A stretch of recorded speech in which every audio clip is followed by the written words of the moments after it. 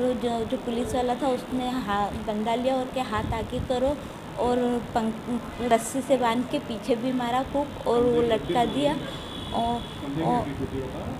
उसने भी मारा, पहले पुरुष ने मारा फिर महिला ने मारा।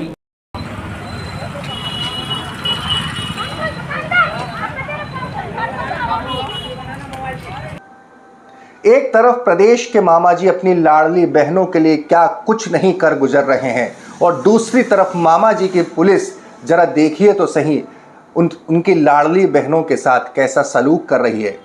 ये दो तस्वीरें आपने देखी, ये महज दो तस्वीरें नहीं, दो दास्तान हैं। ये दास्तान है पुलिस की कारगुजारी की और दास्तान है इस पूरे मामले में कि आखिर पुलिस का रवैया महिलाओं के प्रति है कैसा। नमस्कार, मैं हूं भुवनेश सेंगर। बहुत विस्तार और तफसील से आपको बताऊंगा ये दोनों कहानियां हैं क्या, लेकिन उससे पहले नहीं जुड़े हैं तो जुड़ जाइए। द लपेटा को सब्सक्राइब करें, बेल आइकन को, घंटी के चिन्ह को प्रेस करें, फेसबुक पर हमें फॉलो करें और इस लिंक को ज़्यादा से ज़्यादा शेयर करें। द लपेटा की तमाम खबरों को देखने के बाद आपको पत्रकारिता की असल शक्ति का एहसास ज़रूर होगा। पहला मामला बहुत दिलचस्प है। ये इंदौर का है, मध्य प्रदेश की व्यावसायिक राजधानी इंदौर, जहां कमिश्नरी लागू है, दुनिया का महानगर है तो दुनिया का मीडिया मौजूद है। वहां पर जरा सोचिए, तिलक नगर थाना क्षेत्र, एक शख्स वहां पर, नाम सुनील शर्मा, एक आवेदन लेकर पहुंचता है। आवेदन में कहता है कि मेरी पत्नी ने चोरी करी और घर भाग गई। साफ कोई पहली नज़र से देखेगा कि पति इल्ज़ाम लगा रहा है पत्नी पर चोरी का, तो कोई मसला डोमेस्टिक हो सकता है, घरेलू मामला हो सकता है, पति पत्नी के बीच के विवाद का। पत्नी जो है अपने मायके धार में रहती है, राम रचना शर्मा। इंदौर की पुलिस की जरा तत्परता देखिए, इस केस में इंटरेस्ट देखिए। इस महज आवेदन के बूते पर बगैर एफआईआर के यहां से फोर्स भेज दी जाती है पत्नी को वहां से गिरफ्तार करने के लिए। मानो कोई महान क्रिमिनल हो या फिर कोई बहुत बड़ा मसला हो, गिरफ्तार करके उसे लाया जाता है थाने पर, तिलक नगर थाने पर। वो इंदौर पुलिस, जरा सोचिए, मैंने कितने चोरी डकैती चेन स्नैचिंग के कितने मामले पेंडिंग, लेकिन उसके बावजूद भी इस घरेलू मैटर में ऐसा इंटरेस्ट कि पत्नी को अपने मायके से उठाकर लाया जाता है और उसके बाद जिस बेरहमी के साथ पीटा जाता है। ये बात हम नहीं कह रहे हैं, इस एफआईआर में दर्ज है बाकायदा। ये बाकायदा पीटा जाता है और उसके साथ बदसलूकी की जाती है। ये मामला सुर्खियों में आता है और आखिरकार पुलिस अपने महज दो आरक्षक जो मारपीट कर रहे हैं, बकौल पुलिस, बकौल एफआईआर, अर्पिता और कुलदीप, ये कुलदीप जो आप देख रहे हैं, ये इन दो आरक्षकों को पहले सस्पेंड किया जाता है, बाद में मीडिया दबाव में एफआईआर कर दी जाती है इनके ऊपर मारपीट की। पुलिस वालों की इस करतूत पर पुलिस विभाग का क्या कहना है, ये सुनिए जरा। मारपीट की शिकायत प्राप्त हुई थी तो इस पर उस पर जो प्रारंभिक जांच की गई और जांच के बाद इसमें जो कार्रवाई की गई, इसमें जो अभी जो उनके जो मेडिकल करवाया गया, जो फरियादिया थी उनका नाम, उनके द्वारा जो मेडिकल करवाया गया, उसके बेसिस पर जो है अभी एक एफआईआर तिलक नगर थाने में पंजीबद्ध हुआ है। इसमें एक जो आरक्षक जो है, पुरुष आरक्षक और एक महिला आरक्षक जो है, उन एफआईआर में उनका नाम दोनों का सामने आया उस एफआईआर में। इन पर 254, 323, 330 और 34 आईपीसी के तहत तिलक नगर थाने पर अपराध पंजीबद्ध हुआ है।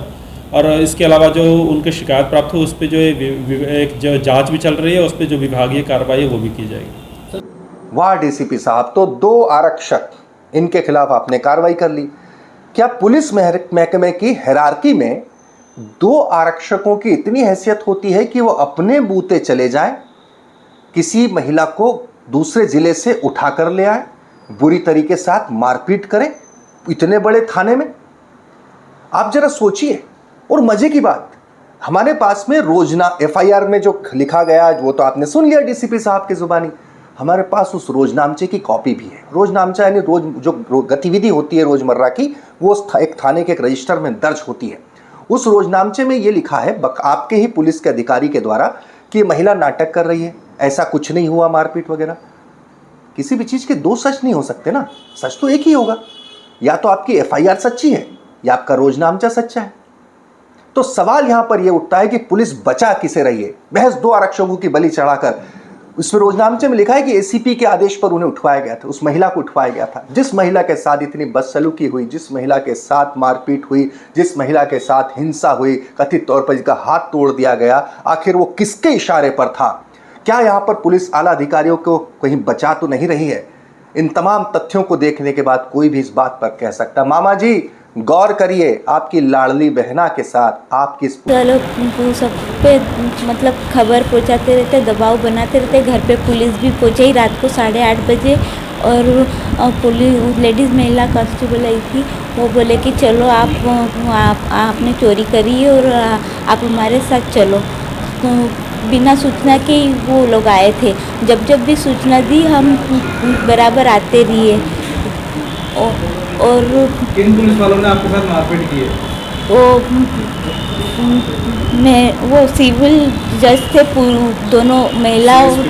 हाँ, सीएसपी की पुलिस थी, और दोनों बिना ड्रेस के आए हुए थे और ऊपर ले गए 2 तारीख को। तो मारा किस बात को लेकर आपको? पिटाई क्यों करी? वो चोरी, क्योंकि चोरी का आरोप लगाया। बोले आप बताओ, और नहीं बताओगे तो मारेंगे हम तुमको। आपके पति ने तो ऐसा और जो पुलिस वाला था उसने डंडा लिया और के हाथ आगे करो, और रस्सी से बांध के पीछे भी मारा खूब, और वो लटका दिया। और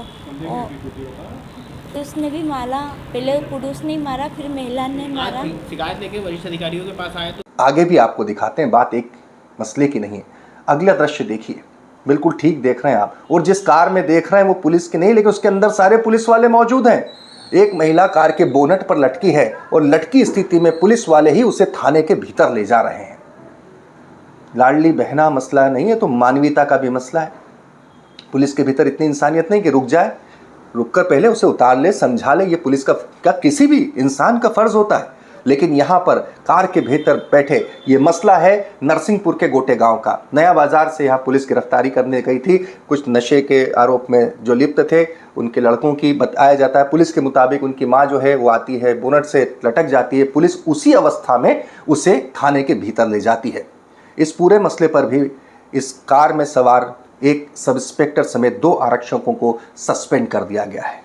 सवाल कार्रवाई का से ज़्यादा इस बात के एहसास का है कि आखिर मामा जी आप देखिए कि आपकी पुलिस को सबक भी दीजिए कि महिलाओं के साथ व्यवहार कैसा करना है, महिलाओं के साथ सुलूक कैसा करना है। कुछ दिनों पहले कुछ पुलिस के लोगों ने एक अभियान चलाया था कि पुलिस का भी मान होता है। मान और सम्मान मांगे नहीं मिलता, मान और सम्मान आपके कर्मों पर आधारित होता है, उसी से इसका फैसला होता है। तमाम खबरों को इसी तेवर से देखने के लिए द लपेटा को सब्सक्राइब करें।